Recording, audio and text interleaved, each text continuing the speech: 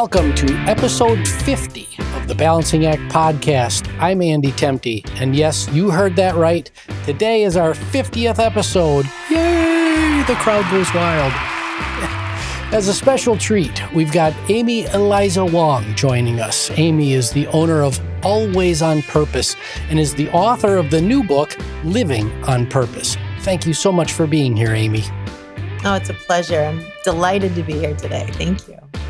Excellent. So this is our fourth episode in our mini-series on organizational change and change management. Amy is here to help us think through the relationship between the concepts of personal and organizational purpose and change journeys. And for those of you that have followed my writings, purpose is a very important concept to me, as is change. So I'm really excited for this episode. But as we always do, before we get started, Amy, it would be wonderful if you told our listeners your story. Yeah, absolutely. So, going back in time, it's safe to say that from a very, very early age, I have been fascinated with all things consciousness studies and meaning and the search for truth. And I ended up becoming obsessed with both math and music really young. And so throughout my childhood, I really dedicated most of my time to studying piano and math. And so that search for, and it really was a search for truth. Back then, I didn't think about it that way, but I think that's really what it was. And so that hunger really, it set me on this path. I ended up majoring at math at UC Berkeley. It was quite technical. Ended up in Sun Microsystems and I worked there for 10 years and was pretty much in every role for a good 10 years, except for sales, didn't do sales. And it was after the birth of my first child. So Aiden, my oldest, he's 14 now. But after he was born, I had this massive breakthrough experience. And really the truth is, leading up to this point, I've always been quite spiritual, like not religious, but really fascinated again with consciousness. And so because I had studied math, I can easily follow along with all things quantum physics. And so the intersection between where math and spirituality intersect, it's like, that is just, there's so much there. And so that was always kind of a running fascination. And then after Aiden was born, that's when I realized, oh my gosh, I am not living the life I am meant to live. I am not living my purpose, but I couldn't quite put my finger on what my purpose was, but I knew that I wasn't fully attending to me. So in this massive breakthrough experience, I had this huge epiphany that I talk about in my book that just changed me in a moment. And that pivoted me into an entirely new way of being. And that insight I had was, oh my gosh, Amy, you're going about this all wrong. It's not about figuring it out. It's about feeling it out. And I completely just reorganized around this wisdom and in the drop of a hat decided I'm going to navigate totally differently. And so immediately after that, the inspiration and impulse was, I have to go back and get my master's in transpersonal psychology, of course. And so went back and got my master's in that. And it's so funny. My husband was like, what are you going to do with this? And I'm like, I don't know, but it's fascinating. I got to study it.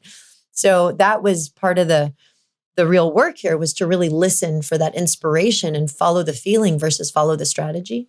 And sure enough, it was exactly what I needed to do. So that the immersion in that field, which really balanced me, right? Having been, pure mathematics to transpersonal psychology, it lended itself perfectly to coaching. And I didn't know that. It's just what happened. And so coaching found me over 10 years ago. And it's just been this truly magnificent path that has just emerged in the most effortless way. And so that's kind of the short of it. And it's been truly, I have to say, at this point in my life, I no doubt am living my purpose. And it's every day. It's like, this isn't work. It's truly a gift. I feel like I live a miracle every day. Yeah, that's wonderful, and thank you.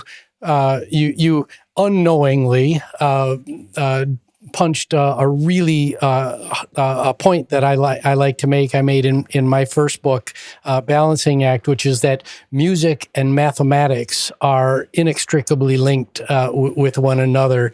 Not only can the whole universe can be explained through mathematics. A lot of people think that things like math and music are very separate from one another, and they are not. Music can be explained with mathematics, so we are kindred spirits in that in that regard. That is really cool. So you had this epiphany, 14 years ago. What's a little bit more on the practical side? What's one event in your life that was just a real accelerant to your career, maybe earlier, or this move into coaching? Yeah. I have to say, the thing that I think really just sparked my career and made it what it is was it's happened right at the beginning. Happened when I was 17 years old. And, I was at Cal, and my UGSI for, I think it was Math 1B, his name was Ben. And we became really good friends. And we would meet at the gym. Like, we just had the same routine where we would be at the gym. It's 5 a.m. every day. And so we called each other like soldiers, like, hey, soldier, how you doing? Right. Because we were always there at 5 a.m. to work out. And I had learned from Ben that, we were chatting, we were doing something at the gym, and I was like, oh, what are you up to today? And he's like, oh, well, I've got this interview for an internship. And, I'm like, oh, what's that? I had no idea what that was. And so he started telling me about this program that he was in for placements for amazing internships. And it was really quite rigorous, and you had to apply. And I was fascinated, and it felt so uncomfortably exciting as he was sharing that with me. And I thought, well, is that something I could do? And he's like, yeah, totally. And so without any hesitation, I just jumped right in and made sure that I was going to be a part of this program. And I look back and I think that was probably one of the best decisions I could have made, because while a lot of my friends and classmates were partying all the time, I was doing mock interviews, and I was going to leadership conferences, and I was, learning everything I needed to know about just entering into the workforce.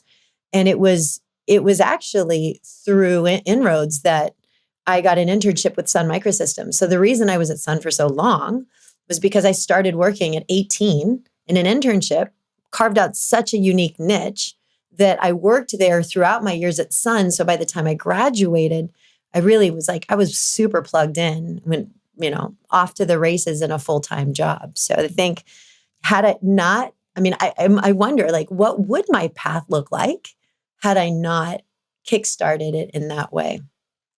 Yeah, that's another very important lesson. My friend Brandon Bustede, who is head of kind of all things business development at Kaplan and former Gallup researcher, really punches the point that our current generation is the least working generation in terms of, especially when you're very young, and that transition from secondary school into college, and telling that story of being an 18-year-old intern and going to work for Sun Microsystems and going to college at a major university. That's a story that more people need to hear. We need to be working at a younger age to figure out what we want from work. So, so well said, because there's just such a, for this upcoming generation, there's just such a lack of clarity, and it's just due to the lack of exposure, really. Yeah. And well said. Yeah. Get out there and start working. Yeah. And it's supposed to be uncomfortable. That's right. And I think that's what holds us back, because it's uncomfortable, I don't know what I'm doing, I'm not sure. And so we jump back and we fall back from that discomfort thinking that there's something wrong. And in fact, it's like, no, And because I think back, I was like, well, the only reason I did it was because it was uncomfortably exciting. And I was like, well, I have to do this then, right? So That's right. Well, yeah. we're going to talk a lot about being uncomfortable today because the topic is change. But I think we need to start with a brief explanation of your new book, Living on Purpose. Can you fill us in on its primary objectives and what prompted you to put pen to paper? Yeah. So I've been coaching for over 10 years, and I've coached just the spectrum of individuals is so incredible. And I feel so blessed because I really do have a behind the scenes look into our humanity, because I've had just gone on these incredible journeys, intimate, very, very real journeys with folks. And it's been over the past 5 years that I've really been focused with executives and leaders and in kind of the corporate space. But the one thing that threads through the diversity of all these people that I've worked with is that all of us desperately want to thrive. We want to feel free. We want to feel joyous. We want to feel purposeful. And we are all on a search for just that. And we think it's going to be in the next job. We think it's going to be in the promotion. We think it's going to be in finally retiring or starting our own business. And not that it's wrong to have goals and visions, but there's a bigger story here. And the bigger story is we all want this feeling of thriving. And we alone are the reason that we don't do it. We get in our own way. And it doesn't matter where you are in the journey. You could be a college student. You could be, you could be anyone. You could be a CEO of an incredible company, and you could be, a recovering drug and alcohol. Everyone gets in their own way. All of us hold fears. All of us have some insecurity to some degree. All of us hold false limiting beliefs to some degree. And what I have found over all these conversations is that most of us think that we're the only ones suffering. And that's not true. And so the many reasons why I had to write this book. One was because over the course of 10 years, I very much came up with a framework on a way out of self-imposed limitation, false perception, to finally shift into the right perceptual lenses to be free. And it's actually change in this regard isn't that hard if you understand it in the right way. And it was imperative to me to get this out to the world, because really the only people that have been had been able to transform are the ones I'm working with individually or in teams or in groups. And it's like, well, that's not fair.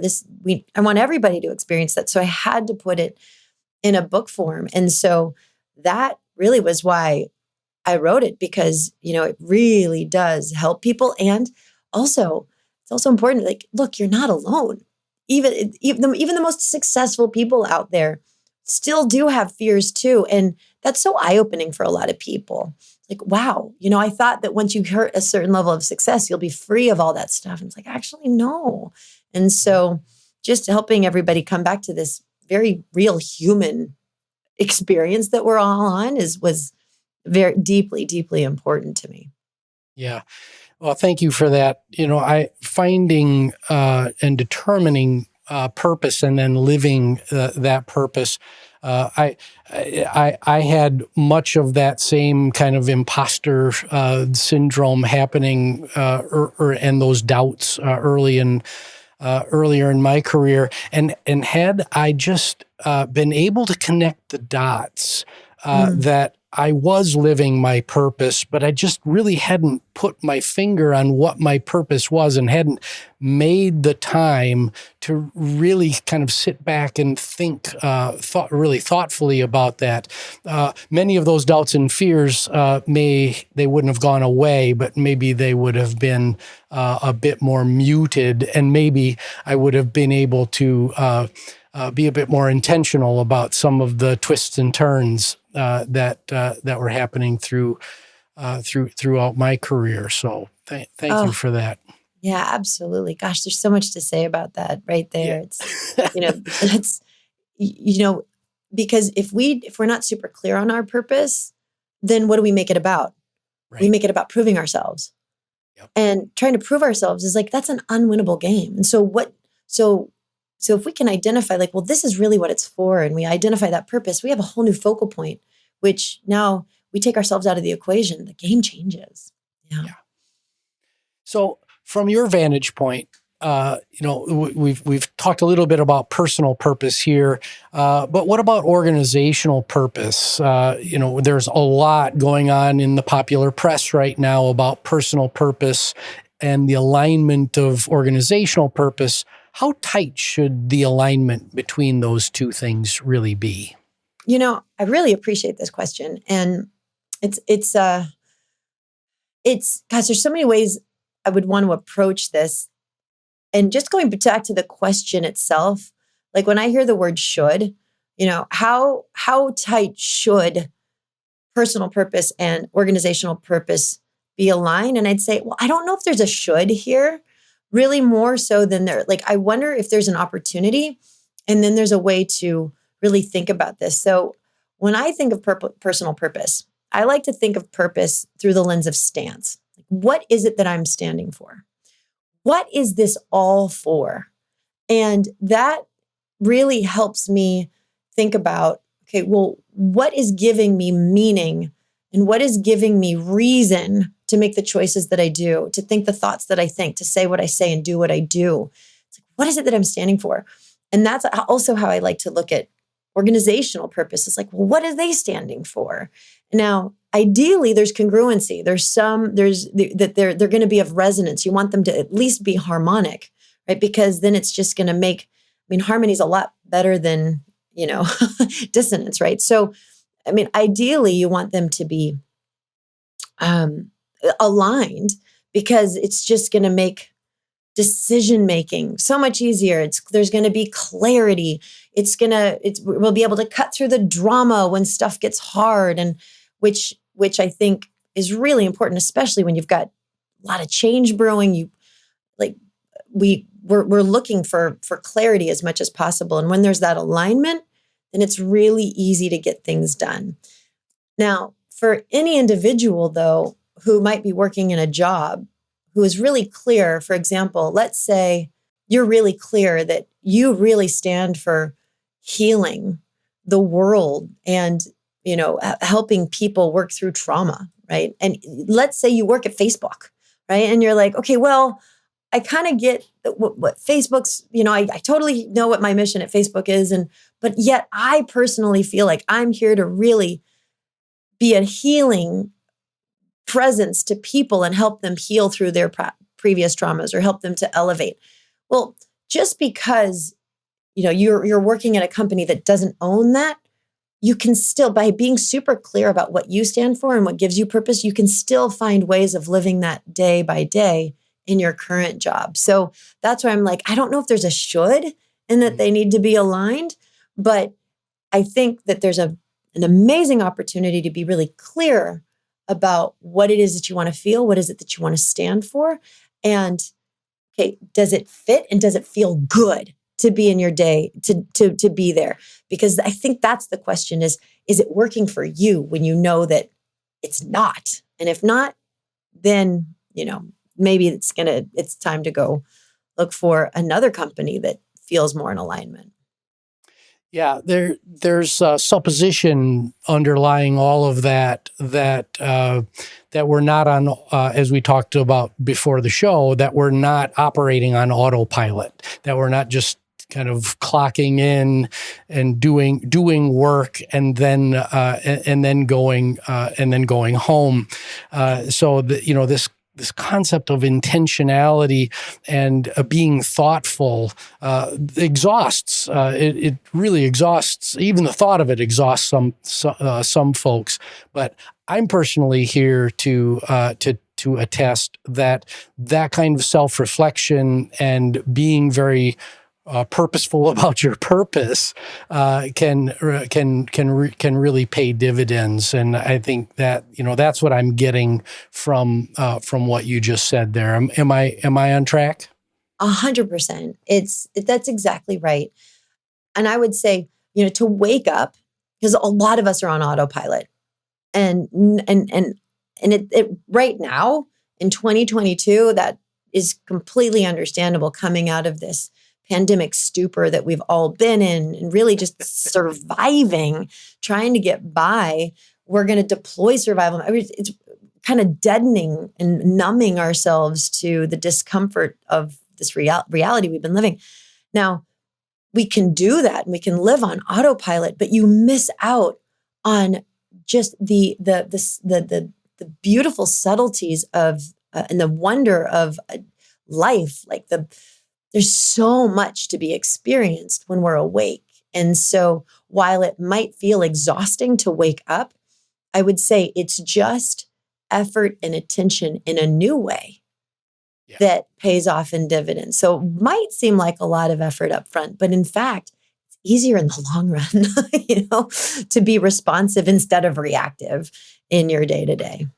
Yeah, I actually, I've been thinking about this concept, and I think it's actually more exhausting to be on autopilot because you get yourself into a judgy, fixed mindset.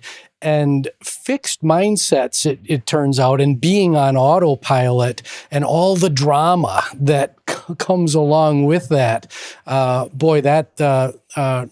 talk about in my next book, I talk about the 10 wastes of continuous improvement. If you do a Google search on that right now, on wastes in business, it would come up with the 8 wastes. And for me, there's a 9th waste that I talk about, which is the waste of emotion.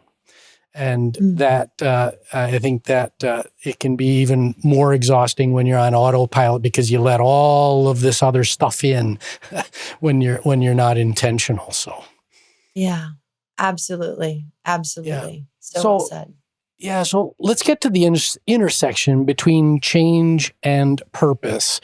In your opinion, how can well-defined personal and organizational purpose yield better results when an organization is faced with a really big change event?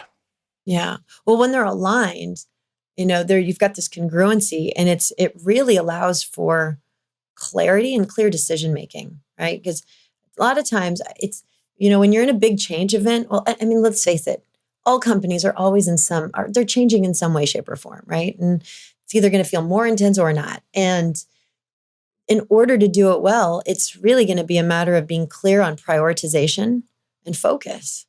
And in order to do that well, there needs to be that alignment. And so I would say when you have that alignment, it allows for more clear decision making.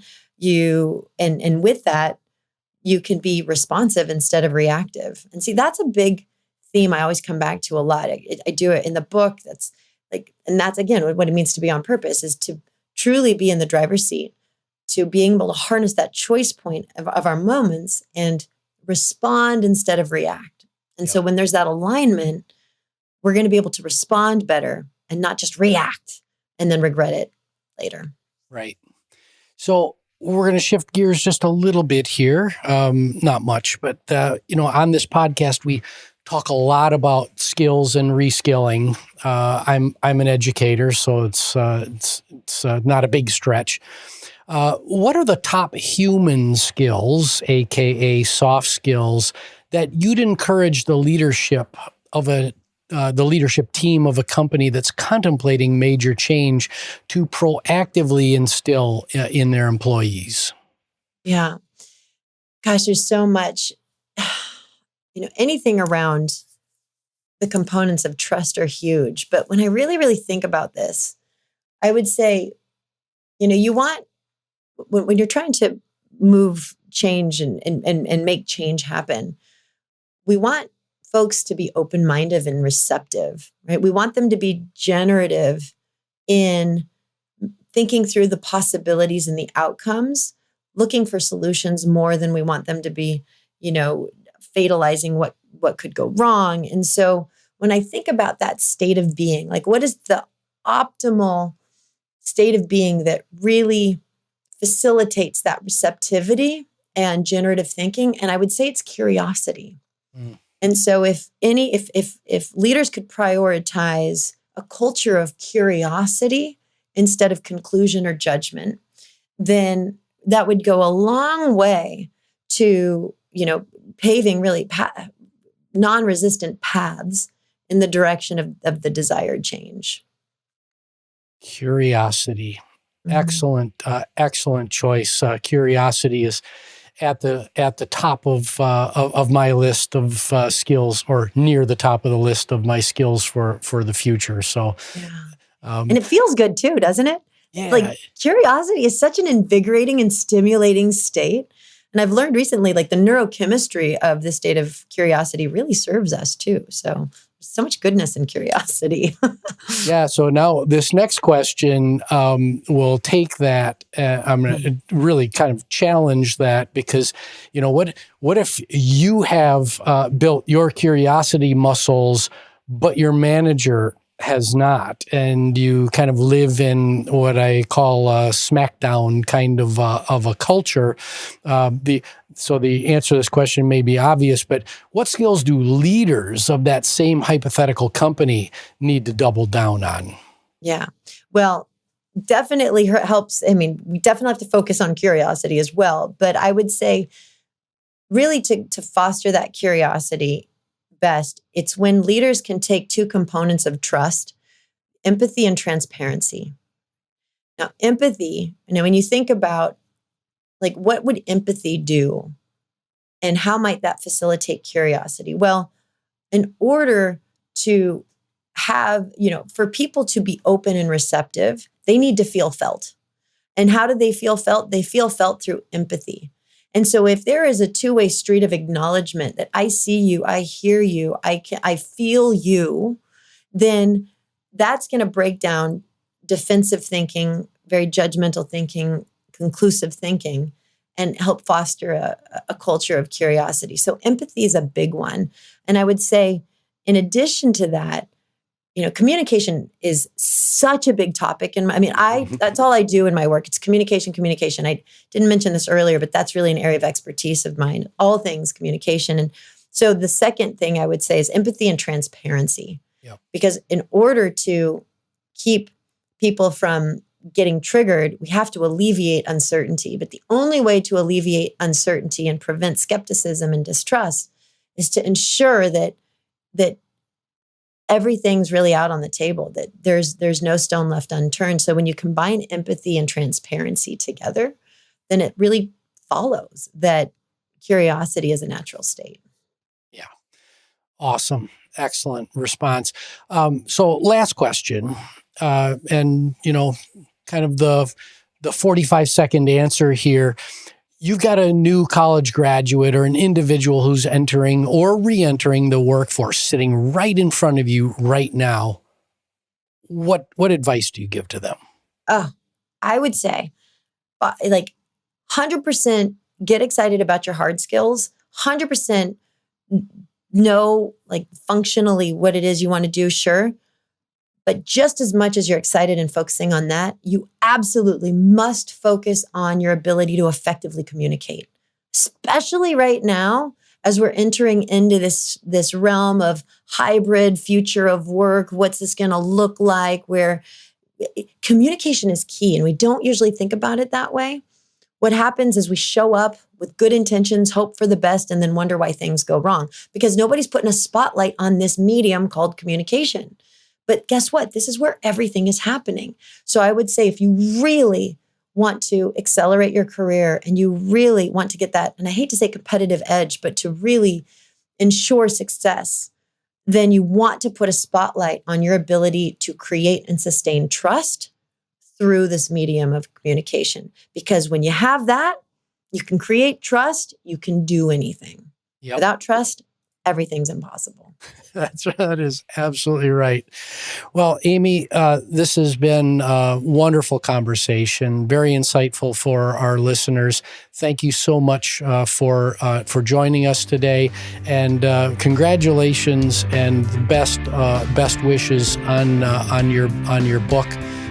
And our listeners can find you on Amazon and buy a copy for themselves. So again, thank you for being here. My name is Andy Tempty. This is the Balancing Act podcast. You can find us on all the major podcasting services. You can visit andrewtempty.com and get the Saturday morning news and the podcast and my book and all that fun stuff. Please like, subscribe, rate, and we will see you next time.